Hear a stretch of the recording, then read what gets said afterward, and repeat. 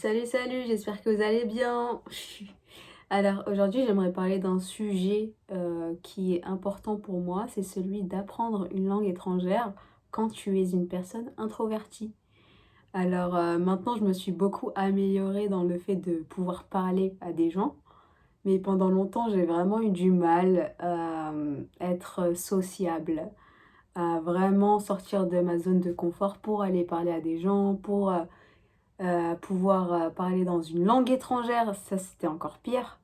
Et donc je me suis vraiment forcée ces dernières années à m'améliorer de ce côté-là. Donc maintenant je suis beaucoup mieux et beaucoup plus euh, confortable, on va dire, dans le fait de parler à n'importe qui. Mais ça m'a pris du temps. Donc si jamais tu es une personne introvertie qui veut apprendre une langue étrangère, il y a 3 points que moi-même j'ai utilisés, à part peut-être le troisième parce que c'est très récent.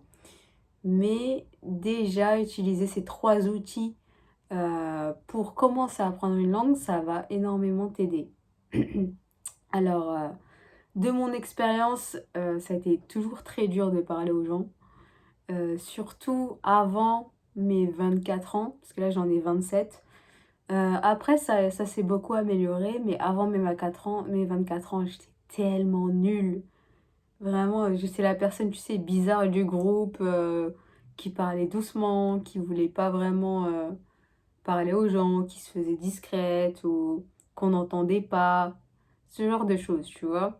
Et donc, même en face à face, j'ai jamais vraiment pris mon espace, etc., dans le fait de parler aux gens. Maintenant, ça a changé, mais c'est quelque chose qui, je pense, est dur pour beaucoup de personnes, surtout quand tu es une personne introvertie. Et donc, moi, je voulais partager 3 outils différents pour commencer à apprendre une langue. Et donc, je pense que ce sont des outils importants lorsque tu commences, qui ne nécessitent pas nécessairement euh, de parler à des gens, justement, surtout au début. Donc, je sais qu'au début, en tant que personne introvertie, c'est encore pire pour nous dans le sens où, vu qu'on connaît pas la langue, on a peur de faire des erreurs, on se dit, mais oh purée, c'est encore pire, je fais déjà pas dans ma langue native, alors parler à des gens dans une langue étrangère, mais c'est quoi ça, quoi. Et donc, lorsque j'avais commencé à parler l'anglais et l'espagnol, il y a quelques années, vas-y, pour parler aux gens. Oh là là. Bref. Donc, le premier outil, c'est vraiment l'écoute. Écoute un maximum de contenu dans cette langue. Si jamais tu es en train d'apprendre de l'anglais, écoute énormément de podcasts, de séries, mais sans sous-titres. Parce que c'est vraiment là, tu recherches à être familier ou familière avec la langue. Donc, au début, tu sais, au début, quand tu n'as jamais écouté une langue étrangère, dit-on l'anglais, eh ben, tu as cette sensation que c'est vraiment du chinois. Tu écoutes des sons et tu ne comprends pas c'est quoi les mots, c'est quoi le verbe, c'est quoi le déterminant, mais qu'est-ce que ça veut dire? Et en fait, plus tu commences à écouter ces sons anglophones, plus tu commences à vraiment avoir cette reconnaissance des mots, des certains sons qui reviennent souvent. Euh, Aussi la prononciation, comment une personne prononce un certain mot, ce genre de choses. Et en fait, ça se fait avec énormément d'écoute. Donc tu dois consommer le contenu, c'est ce qu'on appelle en général l'immersion. Et donc ça, c'est hyper important dans un premier temps de faire ça tout le temps, surtout au début, parce que tu n'as pas vraiment cette connexion avec la langue. Comme en français, tu sais que les sons on, en, i, o, u, c'est très français, mais il n'y a pas ces sons en anglais, donc il faut que tu reconnaisses ces autres sons que tu n'as pas dans la langue française. Et ça, c'est avec beaucoup d'écoute. Et donc, je recommande d'écouter des musiques, des podcasts, etc. L'objectif, ce n'est pas de comprendre, mais bien d'écouter. Donc ça, c'est le plus important. Ensuite, la deuxième le deuxième point important, c'est la répétition. Donc, c'est ce qu'on appelle le shadowing en anglais. Je ne sais pas s'il y a un mot exact pour expliquer ceci en français, mais en gros, c'est le fait de copier, imiter la personne.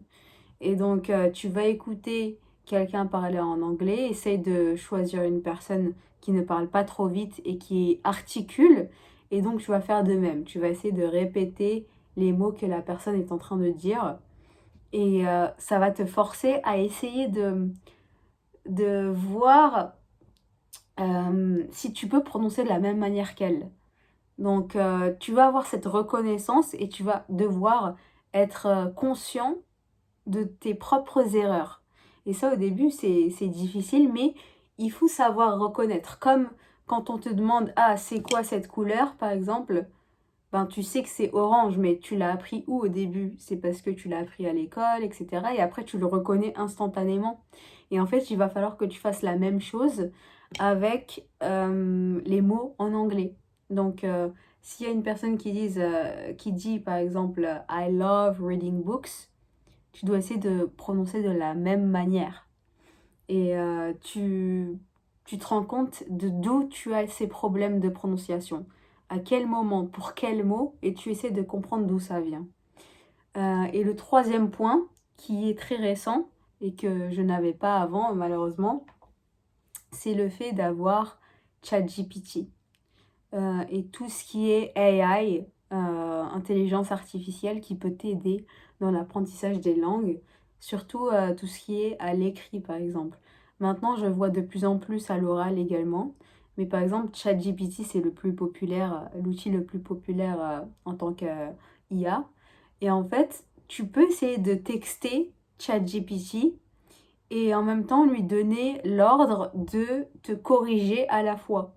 Donc, tu essaies d'avoir une conversation, tu mets une conversation en place. Donc, imaginons que tu lui dises, ah, est-ce que tu peux parler avec moi comme si on était dans un café et on est en train de parler de nos passions?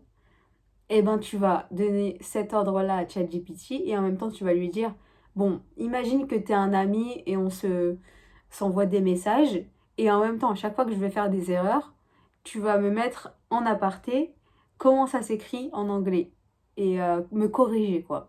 Et en fait, à force de faire ça, ben, tu vas aussi améliorer ton sens de l'écriture, si c'est ce que tu veux, évidemment. Mais je trouve que c'est important aussi, surtout si tu veux apprendre l'anglais. Et donc, juste avec ces trois points-là, tu vas voir que c'est très facile de s'améliorer ou de débuter dans une langue.